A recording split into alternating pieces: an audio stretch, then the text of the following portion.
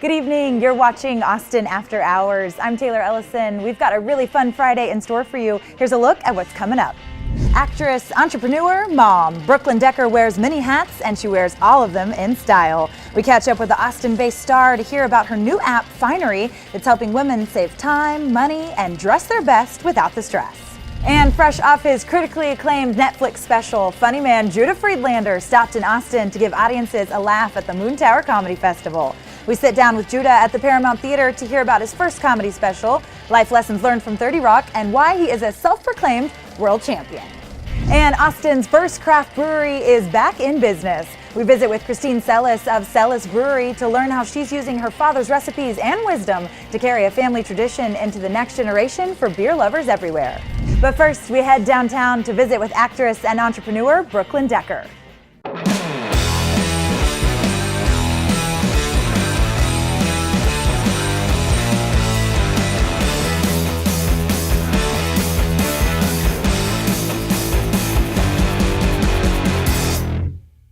And I sort of feel territorial over my city, which is so hypocritical given that I moved here 10 years ago as a transplant, you know?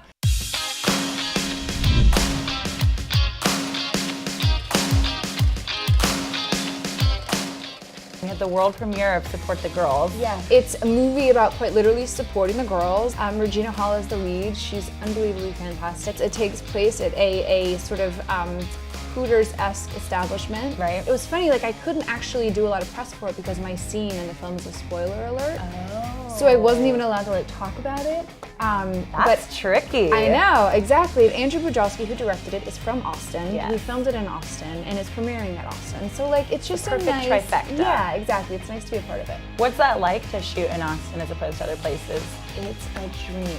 Because I can just roll out of bed, go to work, and come back to my bed. You know, it's really nice. I'm shooting a show in LA right now, and I love it, but I have to fly there with the whole family. We uproot the whole crew, go to LA and work, and it's great, but it's nice to be able to come to your own bed at night. Yeah, I'm sure. And what about premiering a film in Austin versus LA or New York? Is there just a different vibe altogether? Totally different vibe, and I also feel like what you get in a place like Austin is you get that instant feedback from the audience, both good and bad. Mm-hmm.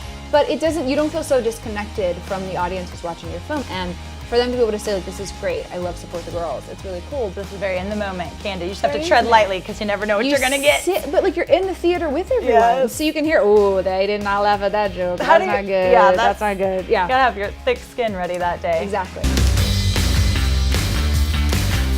Life has changed a lot for you. Yes. Mom of two. Mom of two. How's that going? It's crazy. It's great. I mean, it's the best thing in the world. It is. Every cliche is true, but it's a game changer. You know, those newborn snuggles are delicious, but you don't get to savor them when you're chasing after a toddler. Yeah, exactly. You know, and your newborn is still so tiny. Yes. I'm curious how your toddler feels because I bet they're excited about the second kid until they actually get there, and it's plot twist. Yeah. Different than you thought. You're sharing mommy and daddy's attention. Yeah. He's actually doing really well. He was bad with me. He's great with our daughter, the little baby, but he would be like, no, mommy. He said to me, I went to go hug him, and he goes, no, mommy, I'm not a baby, I'm a big boy. And I was like, you're two. Yeah. You are a baby. You're my baby. And he's like, no, that's the baby, I'm a big boy. So you can see themselves, they start to separate themselves from their sibling, and they're like, oh, I'm the big brother now, so I'm going to act like an adult, and I'm just not ready for that This dynamic. Yeah, pump the brakes. I'm not ready for that Adult, yet. you're 24 months on this earth. You're two, homeboy. Get it together, you're two.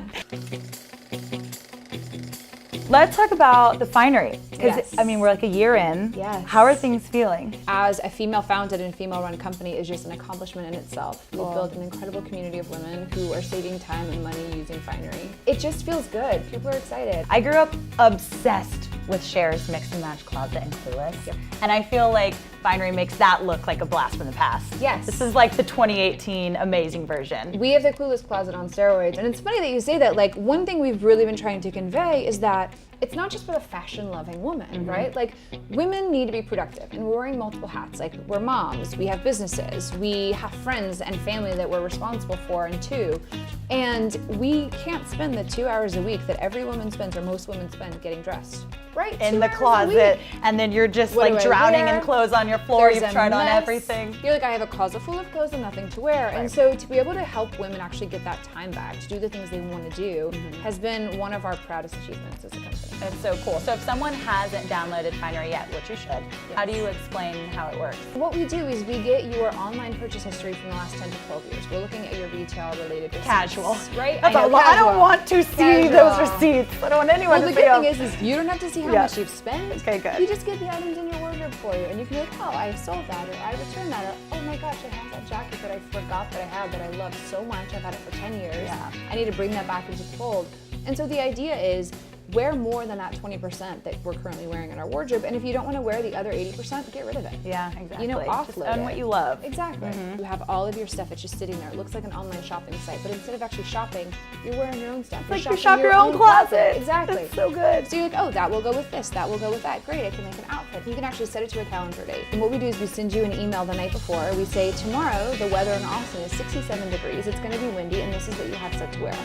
So again, like you're not dealing with that. The first thing you get out of bed, you check the time, and you're like, oh, what am I going to wear to work today? Or what am I going to wear for my friend's wedding? I mean, are y'all hearing that? That's seriously so cool. That's It's like really everything cool. you need in one place. Yes, exactly. And then we keep track of all of those store policies, and we send you an email and you have 3 days left to return an item. So we're like, hey, if you're not going to keep those shoes that you don't like or that don't fit, you have 3 days to return it. So Yeah. we really want to be an advocate for our user, and we're really trying to be a service for women to just save them that money and time. And you do all the parts that nobody else wants to do. So then they just get to Exactly. do the fun stuff. Yeah. You mentioned wearing a lot of different hats. So how do you approach balance? Like, what's your mindset? I have not mastered it. Like, I have not mastered the I perfect think we're balance. all a work in progress in that Yes. department. So I'd love to know Yes. like what you think about as you are trying to master Yeah, it. I feel like as a mom specifically, there's always mom guilt, because when you're with your kids and you're not focused on work, you feel an obligation to your coworkers, and also you're like, am I setting a good example for my kids? I want them to see a working mom. And then when you're at work, you think, all I want to do is be there for should my be home kids. with my kid, yeah. Why am I not home helping them right now? And then you're like, my poor husband's getting no love and attention these days, you know, like Where's he's he just in the like equation? dadding hardcore. And my friends, I haven't called back in 2 weeks. You know, like I feel like we're constantly being pulled in a million directions, but I think like the best thing you can do is just focus on where you're at in that moment. If it means you're changing a diaper, be the best damn diaper changer you can be. Sister. You know what I Yes. mean? If you're at work, be the best co-founder, employee, whatever it is that you can be. And I feel like that's all the expectation we can set for ourselves. I think we do set the bar so high for ourselves because we are trying to prove we can do it all. And like, we don't have to. We don't have to. And you can just enjoy it along the way. Like you can focus at different parts at different times in your life, right? Exactly. And just be present with what's going on. I love that. Thank you for that wisdom. It's very helpful. I mean, it's basically saying you're failing and it's okay that you're failing. Like, that's what I tell You're myself just all the lowering time. the bar for everybody. Okay. Yeah, exactly. I always like to under-promise and over-deliver. Yes. Because then it's like you set it low and then you come in and wow people and then That's all how is I've well. succeeded. Like Yeah. the expectations are very low. You always win when the bar is set low. Well, before we Total wrap advice. up, because no, that's actually what I think. I'm like, keep it low, and then they are so excited Yes. about it. Yes. I mean, I think inspiration is in all of our backyards. My mom is a huge inspiration for me. I think women who make the decision to walk away from a career, I think that's incredibly brave. You look at the network of women you have around you, and like no one knows what's going on behind closed doors, and you're dominating every day. So my co-founder, Whitney Casey, is a huge inspiration to me. Yeah. She's 43, doesn't have a tech background, has a media background, and was like, you know what? This doesn't exist and I'm gonna be the person to make it. Like, imagine the confidence it takes to do that, you know? And there's something incredibly inspiring about that. Like, you don't have to have life figured out by the time that you're 25 or 30 or 35 or 40. You can figure it out whenever you want to. And that's really encouraging to me. Thank you for Thank encouraging you. us with that. I appreciate it so much.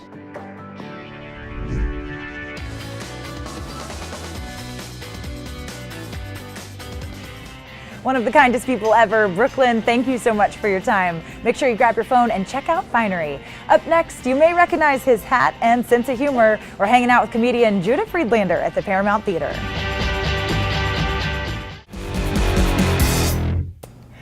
That's beautiful. Thank you. I like your nails too. I like your hat. Okay, thank you. Very cool.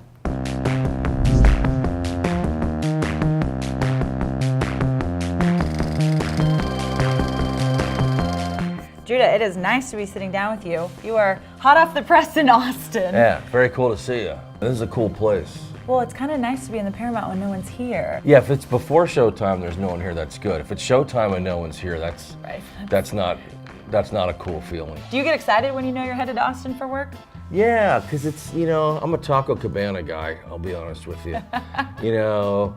Austin's got great food, great restaurants, but I'm a Taco Cabana kind of guy. It's a great city, A little bit of everything. But I'm all about that Taco Cabana. That's pretty much how I nourished myself in high school. There's nothing wrong with that. I see nothing wrong with that. I was kind of excited to see what hat you were going to wear today. Well, this is in Morse code. It says world champion. That makes perfect sense. I'm always here for you. If anyone ever needs me, you just say world champion. And then you show up right there. Yep. Do you have like a hat museum at your house? No. There must be hundreds. I don't have a house either. So, That makes sense. yeah. And Thanks. world champion. You are just the world champion. Well, if you break down world champion, I'm a champion of the world. I fight for the rights of the world and just the aura of the world. Someone's glad got that that. someone is you. How do you prep for something like that? Do you have any rituals or things you have to do? Sometimes there's zero preparation, and then sometimes there's a fair amount. Sometimes you don't really need to be that awake to do a show. Stand-up comedy's the most relaxing thing I do. So I do shows every night. That is, performing is preparation. I write a lot on stage. A lot of comics, everyone works differently. The tour that I'm doing now is all new material. I'm still talking about some of the same issues, but with all different takes and jokes. At what point did you know that you enjoyed making people laugh and wanted to do it as part of your life? I was very introverted, so I was incredibly nervous before I went on stage. But as soon as I went on stage, it just felt right, and it felt like home, and it felt warm, and it felt right.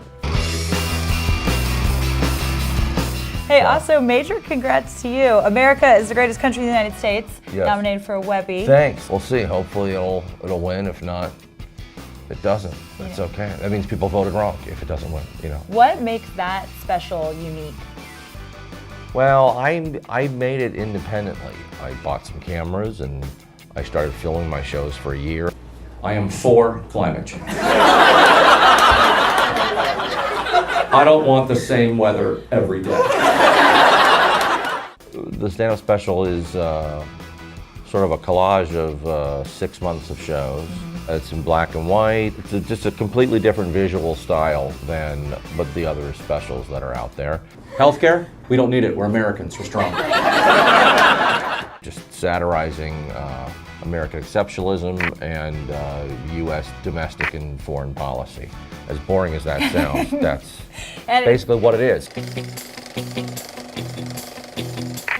30 Rock was so highly successful and lasted for so long. Are there lessons you took away from that you still use today? Yeah, actually when I was editing my stand-up special. One of the things that I think I took away the most from that show, as far as what impressed me, the show had great jokes, it had great storylines, but it was really their organization of those jokes and the storyline and how they were intertwined. It's so tightly put together, you can't really move any piece, because if you move one piece, you're going to mess up the other piece. So when I was editing my thing, I would think about that sometimes. Yeah. That's so interesting to know, and I also feel like a lot of people probably assume there's a lot of ad-libbing and improv, and it sounds like you're saying it was very... Right. 30 Rock was mostly word for word.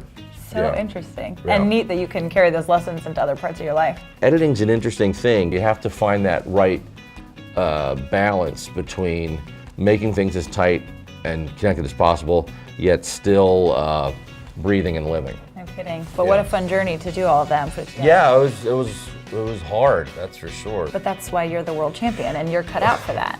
Well, I appreciate your confidence. Thanks.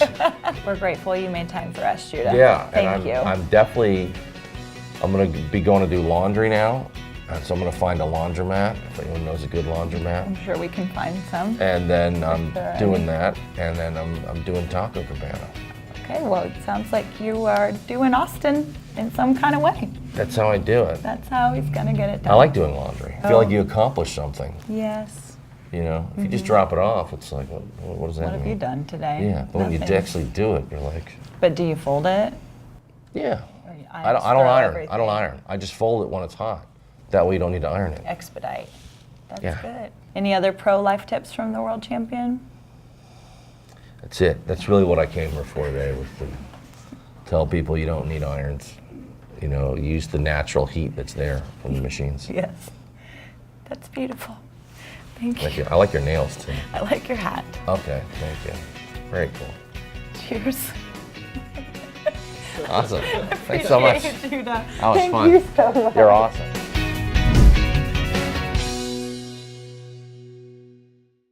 That was a lot of fun. Judah's comedy special is streaming now on Netflix. After the break, we pour a pint with Christine Celis and learn how the good times are on tap at Celis Brewery. Actually, women have much more taste buds. We can taste beer so much better. You hear that? We can Yeah. taste it so Woo-hoo. much better.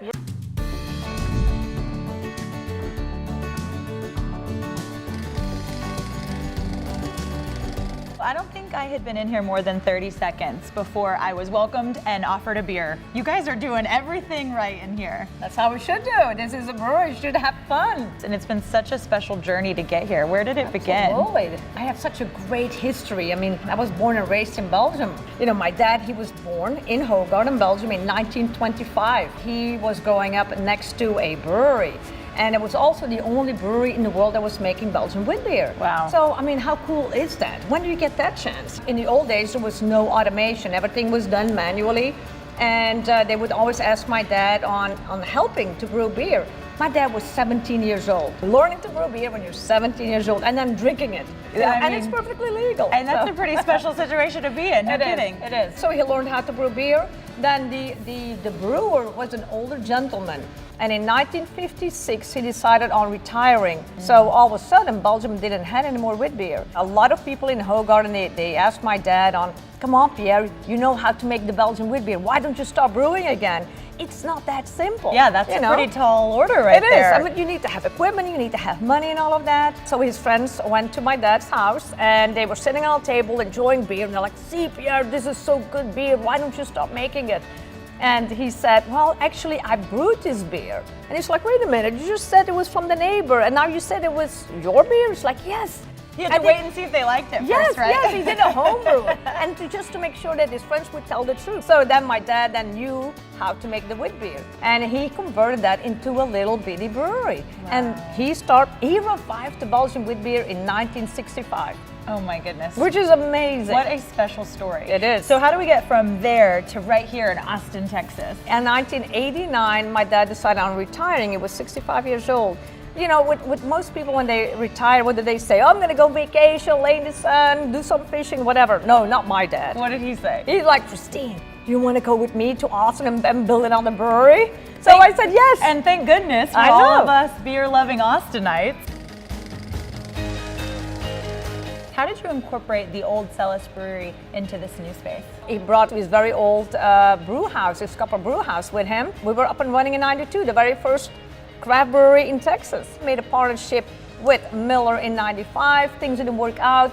We sold the brewery, and then when they went out of business, you know, everything was on the auction block. Here we are. The stars aligned for me. I found the right investors. I had already my dad's recipes. Yeah. And this mash tun behind us was from the original Celis brewery. I found it. Are you serious? I found it in a junkyard in Ohio. That is so Can you believe incredible. that? How did you track that I'm down? a good track dog. So it was not in that shape. It was black. It was outside for about 16 years. So the copper was not even noticeable. It was just blackened. How'd We you get this so beautiful? with a group of great people from Austin, volunteered to help me clean this copper kettle for 3 weeks straight. They volunteered They in exchange for volunteered. a lot of beer, I'm Beer hoping. and pizza and all of that. Yes, that's how you do it. And then it gets to be the centerpiece of this gorgeous space It as you is, walk in. absolutely. And then I was able to buy my name back. Yes, which is That huge. is a big deal. So now, I mean, it was like full circle. When you come in here, I wanted to have that wow factor. Yeah. I wanted to be like, oh, this is a brewery with a lot of history. It's a special place. You can feel that in It is. every inch of it. And so for me, I wanted to continue the legacy. I wanted to bring back the very first craft brewery to Austin. Austin deserves that. And then my daughter wanted to be a brewer. You know, this is the perfect recipe for continuing or starting a new brewery. I love that. And besides that, I like to drink once in a while and a good beer. I mean, Actually, every occasionally day. if you have to. I could sit here all day and just listen to you tell this amazing history, Thank but you. I'd also, love to taste the history. Absolutely. So this is the flagship. This is the Celis wine. That's what we're known for. Is this the beer that started This it is all? the beer that started it all. So it has the proprietary yeast strain. It has the unmalted wheat oats. So it's really that nice, creamy taste. And it has orange peel and coriander. There's a balance to it. There's an art in brewing that. This is beer poetry right here. It This is so good. It takes a long time to really master that too. Wow. And we invested very heavily in really good equipment. So it's not just putting blends or raw materials together, it's the art of brewing. Yeah. You need to have passion. That comes from here. I love that. You And a little bit from there, And a little but bit here. from there. You can taste that. The number one priority for this brewery is consistency and it's quality. We won't put anything out of, nothing leaves if it doesn't has a certain criteria. It has to be perfect. Yeah. And I mean, my dad was a great mentor. So his recipes that you were talking about that you've carried along, I mean, do you keep those in captivity somewhere all locked Pretty up? much. Yes, pretty much. much. Like, actually, yes, we do. Give us some perspective of the amount of beer that you're able to make. Momentarily, we are actually making 4 Celis beers. Wow. And then we have 12 unit tanks. That's where you do all the fermentation, the aging of the beer. We have the processing area with the centrifuge, inline carbonator. We have a full-on packaging line with canning, bottling, and kegging. It's really, really nice. And it's a family affair still. Your daughter and you work together. What does that look like? It's absolutely fun. First it was dad and daughter, now it's mother and daughter. I'm actually now in the roles of my dad's footsteps. I can give all the information that I learned from him and contribute that to my daughter or help my daughter. What does that mean to you to be this mother-daughter duo in a really heavily male-dominated industry?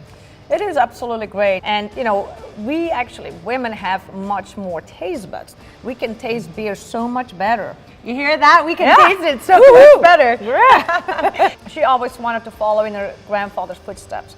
And giving the ability to fulfill that dream for her it's amazing. I never push my daughter to be a brewer. My dad did never do that to me. You want to be happy what you do, especially when you make a beer. It has to come from within. We talk about it all the time. We taste beers, we come up with new recipes, and we have a great team. This is now the 3rd time that I'm involved with the brewery, from when I grew up. And it was my playscape, and then the first craft brewery in Texas, and now this brewery. It's a whole different world right now because it's so much more competitive. Yeah. When we came over here, we had to educate people. They didn't know the difference between a beer and an ale. Why is it hazy? What about fruit beer? And this fruit beer, I mean, this is also a pride and joy of us. It took my dad a year to finalize that recipe. And so for me, he did the hard work. I'm just taking his labor of fruits of labor. Is that how you say it in English? Yes, the fruits of his love. labor, yes. So the labor of love, and now I get to implement that in this great brewery. That is then the South Raspberry. The basis is almost the white, and then we use the pure raspberry juice. We don't do any shortcuts. It's a nice blend of sweetness a little bit with quite a bit of tartness actually. This is actually a perfect beer. I'm so thrilled to be drinking this right now. What are you most proud of right now when you look back on the last few years? Actually, to be able to start this again, to continue this legacy, and to find the right team to fulfill all our dreams. This is after a lot of hard work and a lot of sleepless nights. I'm so happy to be back in business and to be brewing again here in Austin. It took me 17 years to buy my name back, and it's now here to stay. This will continue. You can check out that new raspberry flavor and other legendary brews at Celis in North Austin. Thanks for being with us on this episode of Austin After Hours. We'll see you right back here next Friday night. Until then, find us online or on YouTube and have a great weekend. Cheers.